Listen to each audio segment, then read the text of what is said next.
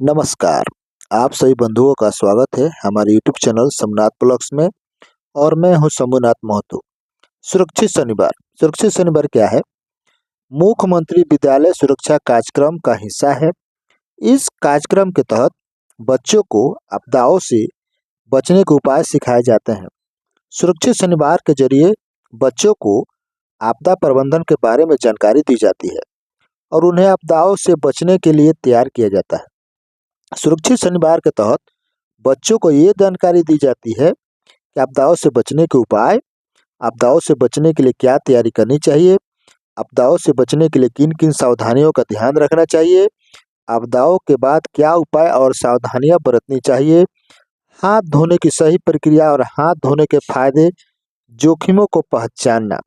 सुरक्षित शनिवार के तहत बच्चों को आपदाओं से बचने के लिए मॉक ड्रिल भी कराई जाती है। सुरक्षित शनिवार के अंतर्गत आज का विषय है बाल अधिकार, बाल विवाह, बाल शोषण तथा बच्चों से छेड़छाड़ के संदर्भ में जानकारी। आज हम बाल अधिकार, बाल विवाह, बाल शोषण तथा बच्चों से छेड़छाड़ के संदर्भ में पूर्ण रूप से चर्चा करेंगे। उससे पहले आप सभी बंधुओं से एक छोटा सा आग्रह है कि यदि आप हमारे चैनल पर नए हैं तो हमारे चैनलों को सब्सक्राइब कीजिए और बेल आइकन दबाना न भूलें। तो चलिए पूरे विस्तार रूप से चर्चा करते हैं। वीडियो में पूरे बने रहिए। चलिए शुरू करते हैं। बच्चों को कुल 4 बाल अधिकार प्राप्त हैं। पहला है जीवन जीने का अधिकार, विकास का अधिकार, तीसरा है सुरक्षा का अधिकार और चौथा है सहभागिता का अधिकार। आइए हम प्रत्येक अधिकार के बारे में थोड़ा संक्षिप्त रूप से चर्चा कर लेते हैं कि आखिर वह अधिकार क्या है। तो सबसे पहला है जीने का अधिकार। गर्भावस्था से बचपन तक लगभग 0 वर्ष से लेकर 5 वर्ष तक सभी सुविधाओं की प्राप्ति का अधिकार है। बालक बालिकाओं को एक समान जीने का अधिकार है। स्वस्थ पर्यावरण एवं स्वस्थ सामाजिक वातावरण में जीने का अधिकार है। युद्ध, अकाल व अन्य प्राकृतिक आपदाओं में जीने का विशेष अधिकार है। उपयुक्त स्वास्थ्य, पोषण व विशेष देखभाल प्राप्ति का अधिकार है। जाति, धर्म, लिंग, रीति रिवाजों की मान्यताओं से ऊपर उठकर समुचित तथा समान अधिकार व देखभाल का अधिकार है। आइए अब चर्चा कर लेते हैं कि संरक्षण का अधिकार क्या है। सभी बच्चों को सरकार, समाज एवं संविधान में संरक्षण का पूर्ण अधिकार प्राप्त है। बालक बालिकाओं को अनैतिक श्रम व जोखिमपूर्ण कार्यों के विरुद्ध संरक्षण का अधिकार प्राप्त है। विकलांगता की स्थिति में बालक बालिकाओं को विशेष सुरक्षा व पुनर्वास का अधिकार प्राप्त है। जाति, धर्म, लिंग व धन आधारित अत्याचारों के विरुद्ध न्याय प्राप्ति का अधिकार है। बाल अपराध के दौरान पूर्ण कानूनी संरक्षण के साथ न्यायिक जांच कराने का अधिकार है। बालक बालिकाओं को गरिमा व सम्मान पर अतिक्रमण के विरुद्ध कानूनी संरक्षण का अधिकार है। अब चर्चा कर लेते हैं कि विकास का अधिकार में क्या क्या अधिकार आते हैं। प्रत्येक बालक बालिकाओं को निःशुल्क तथा अनिवार्य प्राथमिक शिक्षा का अधिकार है, जिसके तहत इस अधिकार के तहत प्रत्येक सरकारी विद्यालयों में 6 से 14 आयु वर्ग के बच्चों को निःशुल्क एवं अनिवार्य शिक्षा दी जाती है। बच्चों को पोशाक दी जाती है, पाठ्य पुस्तक दी जाती है और मुफ्त एवं अनिवार्य शिक्षा प्रदान की जाती है। विद्यालयों में समुचित व पर्याप्त शिक्षा व्यवस्था प्राप्ति का अधिकार। प्रत्येक बालक बालिकाओं को संतुलित भोजन, समुचित पोषण व पर्याप्त स्वास्थ्य सुविधाओं की प्राप्ति का अधिकार। अवंचित परिवार के बालक बालिकाओं को स्वेच्छानुसार शारीरिक, मानसिक, बौद्धिक, सामाजिक व सांस्कृतिक स्तरों पर पूर्ण विकास की गारंटी का अधिकार। स्थानीय भाषा, संस्कृति व सामाजिक परिवेश के आधार पर गुणात्मक दिशा प्राप्त करने का अधिकार है। विकलांगता की स्थिति में बालक बालिकाओं को स्वेच्छानुसार विकास का अधिकार। बच्चों के तालीम, प्रतिभाओं तथा मानसिक और शारीरिक योग्यताओं के पूर्ण विकास का अधिकार प्राप्त है। आइए अब चर्चा कर लेते हैं सहभागिता अभिव्यक्ति का अधिकार में कौन कौन से बच्चों को अधिकार प्राप्त है। बच्चियों को बच्चे से जुड़े हर मुद्दे पर स्वच्छ रूप से अपने विचार व्यक्त करने का अधिकार प्राप्त है। बच्चे की आयु तथा परिपक्वता के अनुरूप उनके विचारों का पर्याप्त महत्व। बच्चे की अभिव्यक्ति सहभागिता की स्वतंत्रता का अधिकार प्राप्त है। अब हम चर्चा कर लेते हैं कि बाल विवाह से संबंधित बाल विवाह के क्या कारण है, बाल विवाह से कैसे बचा जा सकता है। आइए उस पर चर्चा कर लेते हैं।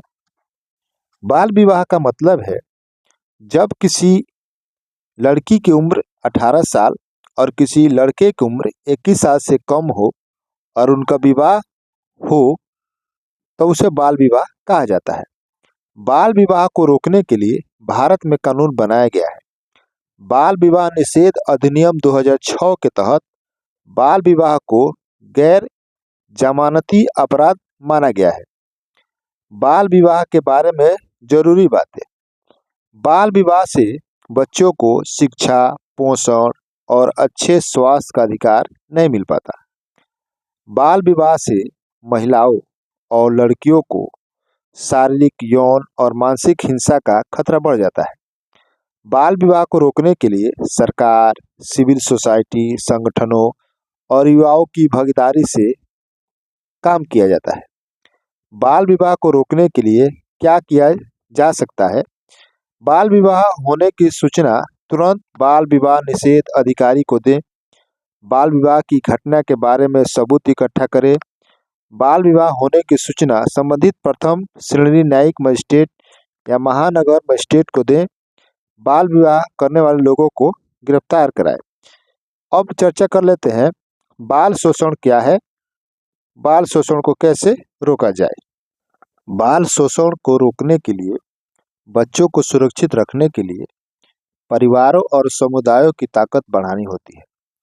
इसके लिए बच्चों और अभिभावकों को शिक्षित करना और उन्हें सुरक्षित रहने के तरीके सिखाना जरूरी है। साथ ही बच्चों को यह बताना चाहिए कि उन्हें अपने शरीर के बारे में निर्णय लेने का अधिकार है। बाल शोषण रोकने के लिए ये उपाय अपनाए जा सकते हैं। बच्चों को सुरक्षित रखने के लिए परिवारों और समुदायों की ताकत को बढ़ाना, बच्चों और अभिभावकों को शिक्षित करना, स्कूलों में बच्चों को बाल यौन शोषण के बारे में शिक्षित करना, बच्चों को सुरक्षित रूप से इंटरनेट का इस्तेमाल करने के तरीके सिखाना, बच्चों को यह बताना कि उन्हें अपने शरीर के बारे में निर्णय लेने का अधिकार है। बच्चों को यह बताना कि उन्हें किसी भी तरह के अपमानजनक व्यवहार को हानि रहित मजाक के रूप में नहीं लेना चाहिए।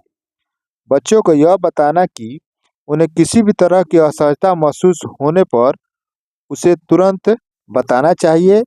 अगर आपको किसी बच्चे के साथ दुर्व्यवहार का संदेह हो तो तुरंत कार्रवाई करें। अब इसके बाद चर्चा कर लेते हैं बच्चों से छेड़छाड़ के संदर्भ में जानकारी। बच्चों के साथ होने वाली छेड़छाड़ या दुर्व्यवहार को रोकने के लिए कानून, जागरूकता और समुदाय के सहयोग की जरूरत होती है। बच्चों के साथ होने वाली छेड़छाड़ से जुड़ी कुछ खास बातें हैं। बच्चों के साथ होने वाली छेड़छाड़ या दुर्व्यवहार को रोकने के लिए कानून, जागरूकता और समुदाय के सहयोग की जरूरत होती है। बच्चों के साथ होने वाली छेड़छाड़ या दुर्व्यवहार को रोकने के लिए बच्चों और अभिभावकों को शिक्षित करना चाहिए। बच्चों के साथ होने वाली छेड़छाड़ या दुर्व्यवहार को रोकने के लिए स्कूल के बाद की गतिविधियां, अभिभावक शिक्षा कक्षाएं, सलाह कार्यक्रम और राहत देखभाल जैसी गतिविधियां करनी चाहिए। बच्चों के साथ होने वाली छेड़छाड़ या दुर्व्यवहार को रोकने के लिए बाल संरक्षण प्रणालियों में निवेश करना चाहिए। बच्चों के साथ होने वाली छेड़छाड़ या दुर्व्यवहार को रोकने के लिए समुदाय और परिवार के साथ हिंसा को पहचानना चाहिए। बच्चों के साथ होने वाली छेड़छाड़ या दुर्व्यवहार को रोकने के लिए हिंसा के खिलाफ खड़े होने और रिपोर्ट करने के लिए वातावरण तैयार करना चाहिए। अगर आपको हमारा यह वीडियो अच्छा लगा हो तो इसे दोस्तों बंधुओं में शेयर कीजिए, ताकि वे भी अपने विद्यालय में सुरक्षित शनिवार के दिन बाल अधिकार, बाल विवाह, बाल शोषण तथा बच्चों से छेड़छाड़ के संदर्भ में जानकारी को विस्तृत रूप से बच्चों के साथ चर्चा कर सके। धन्यवाद। जय हिंद।